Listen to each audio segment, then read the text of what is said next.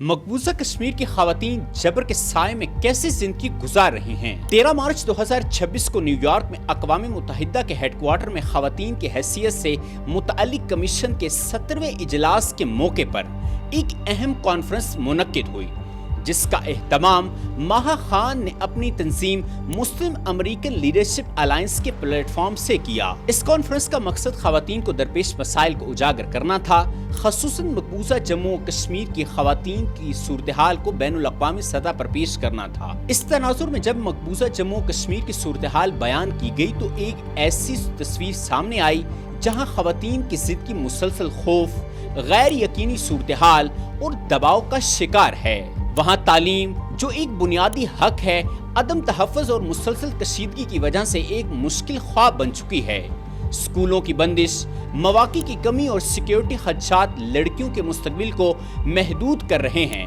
Conference میں یہ بھی بتایا گیا کہ تشدد کو ایک ہتھیار کے طور پر استعمال کیا جا رہا ہے، جہاں ہزاروں خواتین جنسی تشدد اور خوف کا شکار ہیں، جبکہ سخت قوانین انصاف کی راہ میں رکاوٹ بن جاتے ہیں۔ ہزاروں خواتین ایسی زندگی گزار رہی ہیں جنہیں ہاف ویڈوز کہا جاتا ہے، یعنی ان کے پیارے لاپتہ ہیں اور وہ قانونی اور سماجی غیر یقینی صورتحال میں پھنسی ہوئی ہیں۔ مسلسل بلیک آؤٹس اور غیر یقینی حالات نے خواتین کی ذہنی صحت کو بری طرح متاثر کیا ہے اور بڑی تعداد میں خواتین نفسیاتی مسائل، خصوصاً پوسٹ ٹرامیٹک سٹریس ڈس آرڈر کا سامنا کر رہی ہیں۔ یہ تمام حقائق اس بات کی نشاندہی کرتے ہیں کہ یہ صرف ایک انسانی بحران نہیں، بلکہ ایک پوری نسل کے مستقبل کا مسئلہ ہے۔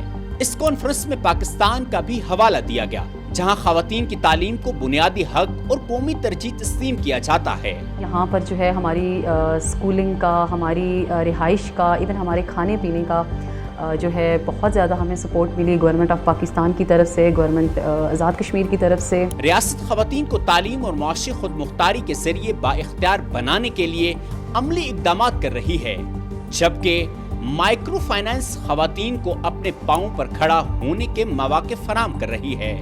آزاد جموں کشمیر میں خواتین نسبتاً محفوظ ماحول میں زندگی گزار رہی ہیں، جہاں وہ نہ صرف سماجی اور معاشی سرگرمیوں میں حصہ لے رہی ہیں بلکہ قیادت کے میدان میں بھی آگے بڑھ رہی ہیں اور عالمی سطح پر اپنی نمائندگی کر رہی ہیں۔ کانفرنس میں اس بات پر بھی زور دیا گیا کہ بھارت اپنے پراکسی عناصر کے ذریعے پاکستان میں خواتین کی تعلیم اور شمولیت کو متاثر کرنے کی کوشش کرتا ہے۔ کانفرنس میں کہا گیا کہ ٹی ٹی پی جیسی دہشت گرد تنظیمیں لڑکیوں کی تعلیم کی مخالفت کرتی ہیں، جبکہ پی ایل اے تعلیم یافتہ خواتین کو اپنے مقاصد کے لیے نشانہ بناتی ہیں تاکہ خواتین کو ملک کی ترقی میں آگے بڑھنے سے روکا جا سکے۔ مزید کہا گیا کہ بھارتی پراکسی نیٹ ورکس جیسے ٹی ٹی پی اور بی ایل اے خواتین کو اپنے مقاصد کے حصول کے لیے نشانہ بناتے ہیں، تاہم پاکستانی قوم اور ہماری باوقار مائیں اور بہنیں ان عناصر کے عزائم کو ناپاک بنا رہی ہیں اور ملک کی ترقی اور خوشحالی میں اپنا کردار ادا کر رہی ہیں۔ یہ پوری گفتگو ایک واضح پیغام دیتی ہے کہ ایک ہی خطے میں دو مختلف حقیقتیں موجود ہیں، ایک طرف خوف، جبر اور محرومی ہے، جبکہ دوسری طرف مواقع، تحفظ اور خود مختاری ہے۔ ایسی ہی مزید ویڈیوز دیکھنے کے لیے کشمیر ڈیکوڈ کو فالو کریں۔